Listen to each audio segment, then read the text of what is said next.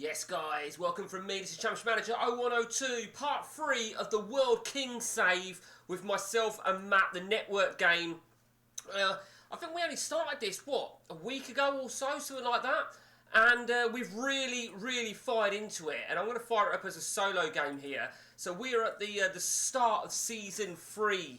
That's how well we've done, because it really is, and I've said this time and time again, about communication is critical for a successful network game.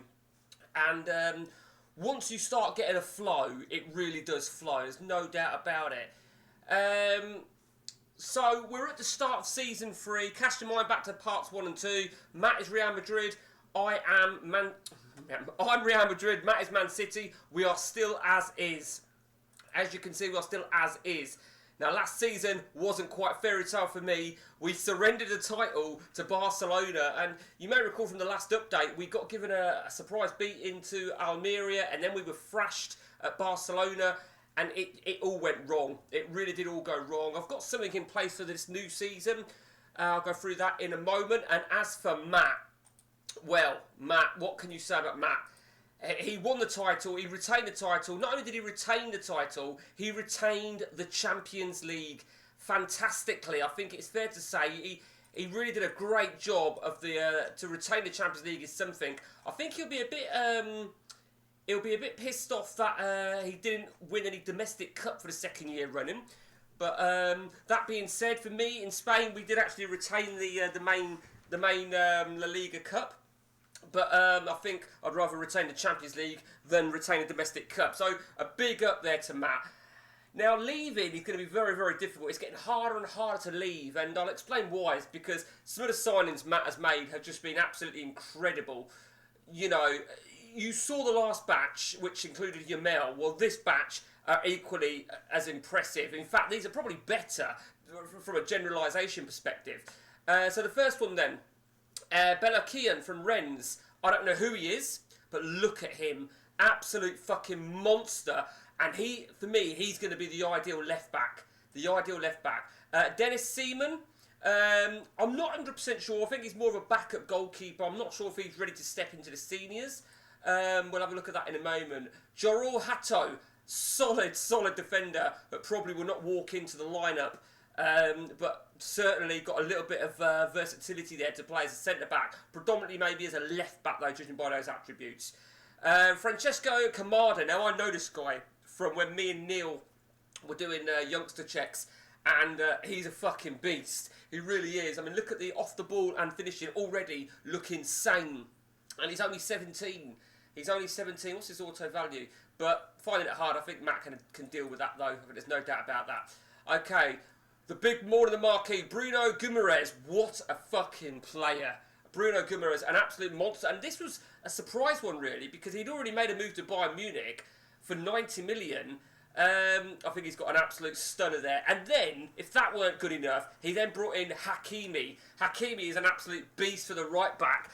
So, you know, that's just insane. And then he also brought in Manzona, who's a youngster, who we both were tracking. But the interesting thing about Matt, right, is his defence, right? I don't know what his team's going to be, but if you look, right, for me, you're going to have Saliba, and surely it's going to be Ruben Diaz. That alone is just absolutely insane. You're going to bring in possibly the left back, one of those two left backs he brought in. Belakian. It's got to be Belakian, surely. Belakian surely is going to be left back. And I think surely on the right back it's got to be Hakimi. You know, absolutely ridiculous. He is more likely going to stay with that formation. So the DMC is clearly going to be Rodri. Rodri just gets better and better in this game. By 31 years of age, Rodri will be insane.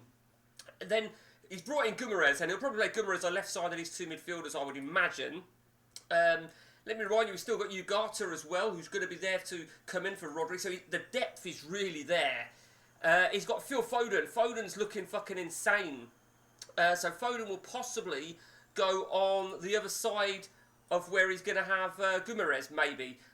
but he's got De Bruyne. I don't think De Bruyne will play a part this season, to be honest. Lamine Yamal will probably play behind the front two, behind Haaland. So Yamal will probably play over here. Haaland at top. He's still going to have. He could play technically play Foden up there with Yamal, and then maybe he could even play De Bruyne if he wishes. I mean, Alvarez is a quality player. He could always cash in on Alvarez, or he could play Alvarez alongside Yamal behind Haaland, and then have Foden over here. It really is an absolute stunning. I mean, it's not the biggest squad in the world. Didn't actually realise. No, actually, tell a lie. He has got reserves. Sorry. Yeah, he's got a few players here and there. Oh, of course, he brought in Ibrahimovic. He's got some players that he's looking to groom. Can I say that word? He really has, and this is what's going to make it difficult for Matt to leave. He's got such a good squad. I mean, even players like Oscar Bob, they can do well. Oscar Bob, Conor Gallagher, he'll probably come as a second backup to Guimaraes. Echeverry is fucking phenomenal. He really is. He turns brilliant, and I think Matt knows that. That's why Matt's got him in his seniors now. Savio, I'm not sure what he's doing with Savio. He has sold. You've already worked out that Jack Grealish is fucked off now, and I think he did the right thing in offloading Grealish. So Doku's gone. Nathan Ake's gone. Rabia, who we got on a freebie last season, has gone. Tommy Doyle has got rid of. John Stones has gone. Edison has gone. Edison now, with his goalkeepers, it's going to be a toss-up between... I don't think Seaman is ready to be number one. Ortega, I'm not sure. He's a bit old. Lafont. Now, Lafont is possibly going to be the number one. I think he looks like he's got the credentials. He really has got an absolutely incredible team. And I think, I said on my last video, I don't think he'll be here beyond the season. But how's he going to leave? How is he going to leave? Over to me in Real Madrid, and we had to make some rapid changes. We've already made our provisional lineup. That is our provisional lineup. And we haven't got the sort of money at our disposal than what Matt's had. So, you can see here, I have made a slight tactical change in my provisional lineup. Vinicius Jr. is going to move on to the left wing. As you can see, I've moved him over to the left wing because on the right wing will be Angelo. Again, you see we're dropping Mbappe into attacking midfield. He's going to play alongside Jude Bellingham. Jude Bellingham. And then, of course, in the middle of the park, and I'm building it around this guy, Federico Valverde, absolute solid. Camavinga, I'm going to have him as my main DMC this campaign, slight change, and then our defenders remain as is. Now, you've obviously just seen I've got the striker, and I'm going to show you the striker in a moment. So, we brought in a couple of players on Bosman's. As I said, we haven't got the sort of money that Matt has got at our disposal. Philip Jorgensen is just a backup goalie, a little bit concerned about his injury prone, but we needed something to give a little bit of depth. On a free transfer. Jonathan David, the Canadian, he's a freebie, didn't cost us anything, and he's got an auto value of £25.5 million. Looking to get something from him this season. Abel Ruiz, another Bosman, very happy to get him. So I felt that Ruiz and David, they covered the sort of forward line, and they're all freebies. We'll come to Branco in a moment. Z Vitor. Now this was quite a stunning signing because I picked him up on a free transfer, and then Matt actually identified who he was, and that is Thiago Silva.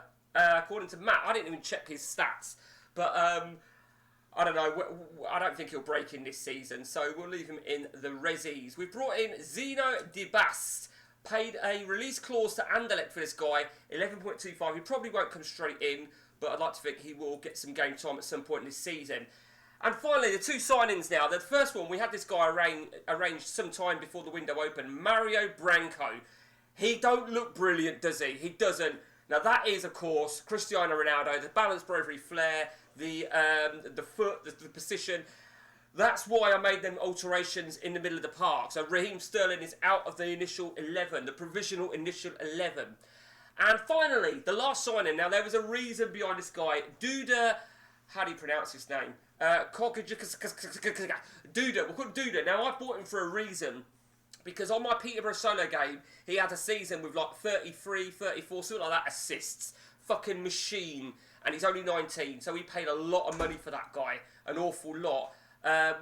£40 million. Incidentally, for Branco, we paid more than 18. We've paid 28 technically for Branco. So we've done all our signings, and that's our lineup. I mean, you know, our bench is looking a little bit more impressive now. Endrick, of course, Endrick is there to give some competition for places. Mbappe did clean up on so many awards last season. I'm not actually sure who got the Ballon d'Or. I don't remember thinking about it. Let's take a look, shall we? Get it over here. Oh, there it is. Now that is shit, isn't it? You know the game is broken when Richarlison is winning the Ballon d'Or. What an absolute... It's because I hate him. It's because I hate him with an absolute passion. And there you go. What an example of bollocks that really is. And I'm going to show you what Mbappe did last season. That just shows you what a complete crock of shit that really is. When Mbappe hit 62 in 61, 19 assists. I mean... Why the fuck did Haaland not even get, Haaland not even get entertained? Haaland, let's see, last season, 59 and 61. And it was always between Haaland and Mbappe.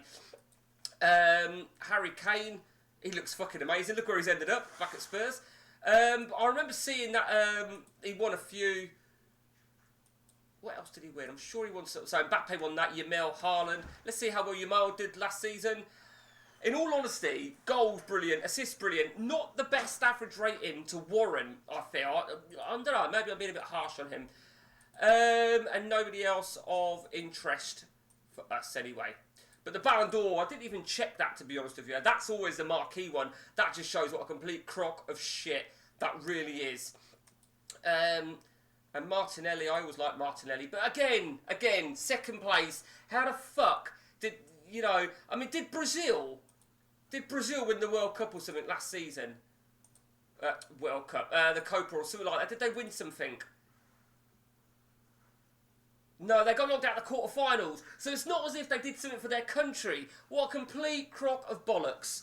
So, the new season is upon us. Now, let's have a look at the job list. Ajax. Oh, none of us looked at that, did we, Matt? We didn't look at Ajax. I completely missed that. Now, the thing is, Matt is possibly waiting for me to leave. If I leave Real Madrid, Matt will go for Real Madrid. He'll go for Real. There's no doubt about that. In order to keep the journeyman save concept going, I believe he'll go because he'll get 7 signings, of course, in January or the rest of this month. If Matt leaves, then I'll probably go for Real Madrid. Not that I think. Oh God. If Matt leaves, I'll probably go for City. Not that I think I'll get it. So, it's a bit of a catch-22, and the stronger he makes his squad, the harder it's going to be. Let's have a look at Ajax then. Let's have a look at their squad. And I think the big thing we've got, of course, a feature on this is we can see their money. That's very, very interesting. They've not made any signings, really. I didn't realise Ajax were available. That's a very, very interesting... And Matt might have seen this. I hadn't spotted that at all. So, a lot of money at stake, big stadium, and I'm not 100% on the update, but I've always said in the ODB, I love the Dutch league, I think they're brilliant, I don't like the Dutch people. No, I'm joking. And also, Watford is available as well, if we want it. Don't know, that's an interesting one, given the fact of, they've not won it for 3 years, or at least particularly 2 years, that we've been playing, the modern era of this save. That would be an interesting save. When they finish runners up, so they'll be in the Champions League. Who knows? I don't really want to leave Real Madrid, to be honest with you. I feel, right, this is what I feel. I feel with my... you look at my front 6 players there. Branco, let's just hope Branco can step it up and be the Ronaldo that I want him to be. And then you look at Matt's defence... take nothing away from Matt. His performance last season was absolutely superb. Retaining the Champions League. As far as the Champions League for me was concerned, we were eliminated to Liverpool. We won the first leg 1-0 in the semi-final. Very happy. And then we got absolutely thrashed 3-0 right after the defeat against Barcelona. So when the chips are down, they really are fucking down, aren't they? We changed it a little bit towards the end of the season. And Barcelona just held firm. We lost a game there again. That killed us as well. And where was it we lost? We lost. You know, we had some tough results, didn't we? Where did we have that? That was the Almira defeat. So, you know, we had a bit of a shit run. We did, you know, retain the Copa del Rey, and we also retained the, what do we call it? The fucking Charity Shield. The Super Copper. The Charity Shield, which applies in January. We retained that as well. We fucking hammered Barcelona.